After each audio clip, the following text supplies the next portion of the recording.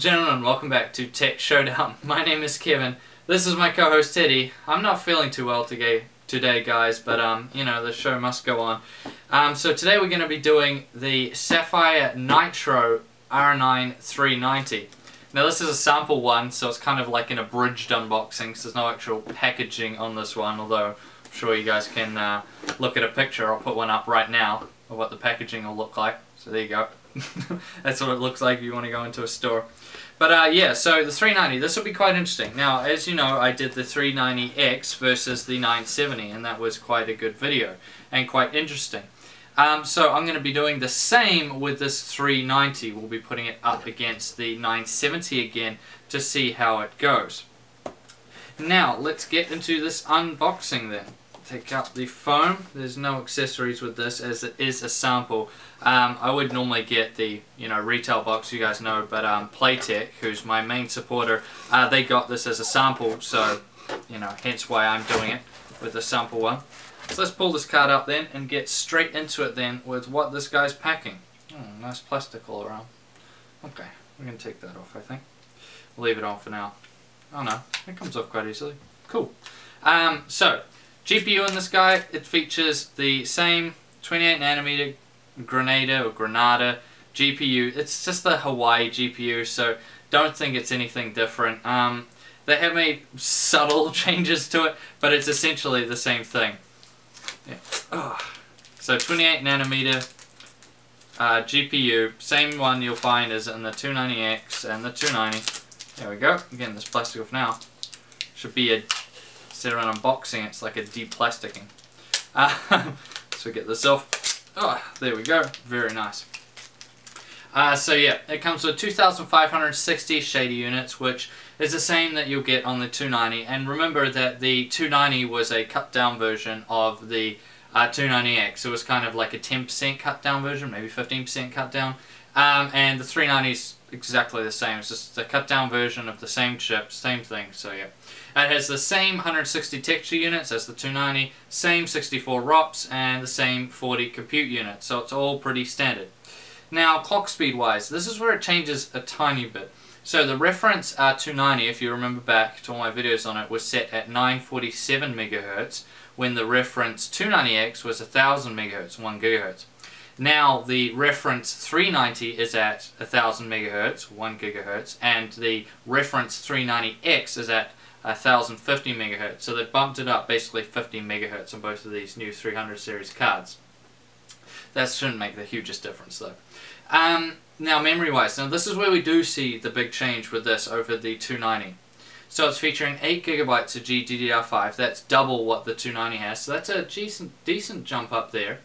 It's on a 512-bit bus, which is the same as the 290, but at 6,000 MHz on the memory speed, as opposed to the 5,000 MHz of the 290. So this is just like the 390X and 290X, a big jump up in memory. That means 20% higher memory bandwidth, and it's just due to the 4 GB chips having better timings. Now TDP is also down on the 390, so down to 275 watts from the 300 watts that was the 290. So that's quite good. This is due to being having more refined voltages, so that's really good. Now power-wise, this takes dual 8 pins, which is pretty standard for one of these cards that we've been testing for a while. I mean, remember, I've done so many of these 290s, so this is kind of it's kind of like a little bit of a flashbang in some ways. Now let's pull these covers off. Oh, these are nice and easy. I like that. And see what we're packing in terms of I/O. So we're just seeing a DVI-D, triple DisplayPort, and single HDMI port. This is pretty much like the reference for, well, what was mostly the reference for NVIDIA, actually, I think.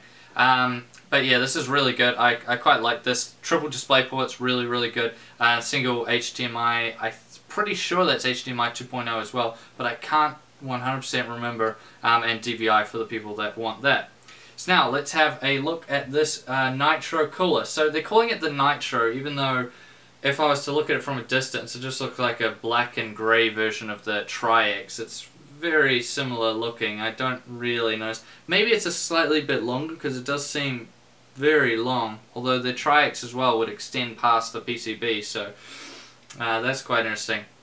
But yeah, so this card, oh yeah, so it supports FreeSync, which is good. I really like FreeSync. Of course, AMD's Liquid VR, which is also quite good. DirectX 12, so this is on the GCN 1.1 as opposed to things like the Fury, which is on GCN 1.2. But this still will do DirectX 12, so it's future-proof in that sense. AMD Eyefinity technology, obviously the majority of you guys will know about that. Sports Crossfire, this you'll notice it doesn't have anything through like fingers at the top like NVIDIA cards. If you didn't know, AMD, it goes through the PCI, so that's quite good. Dual BIOS, now I like this, so you get the UEFI BIOS, there's this little button up here, and you also get the Legacy BIOS, so that's quite cool. It's just, you know, handy for some people, especially overclockers. Has the black time and choke, that's the same as what we saw on the 290 Tri-X, which just means better power efficiency and better cooler temperatures. Has their long life capacitors, which is also good. Their 2-ball bearing design, I like that as well. That's really good. It just makes these fans last a bit longer, so that's really nice. And it also has their 10mm heat pipes, so it has 3 10mm heat pipes. That's quite impressive, and they run the length of the card, I think. Yeah, well, they go both ways. Yeah, so that's really cool. So, I mean, the heatsink on this guy is just huge, and if it's kind of true about, well, the TDP being less, that is true, because we saw with the 390X the temperatures were lower. So hopefully this guy should come in with pretty good temperatures, well that's what I'm hoping for anyways. And it also features the intelligent fan control too, which I like, so we'll get to that when we're testing it more. But basically what that means is kind of like what NVIDIA's been doing for a little while now. These fans will actually turn off when they're below a certain load or below a certain temperature, so you should be getting you know, you wouldn't really get much fan noise to begin with because they usually only run at like 20%. But yeah, you should have these fans turning off completely, which means you'll get absolutely zero fan noise at, you know, the lower loads or however they're doing it. So when you're just browsing web and things like that, the fans won't be on. I guess it also helps a little bit with dust. But no backplate on this guy, which I would have liked to have seen, but, you know, it is what it is. So, Showdown-wise, as I said, with this guy, we're going to put it up against the 970. What I'll do is, just like I did with the 390X, over on the other channel I host, Playtech TV, which I'll leave the link up over here, to, I did the 390X versus 390 video, which will be going up today.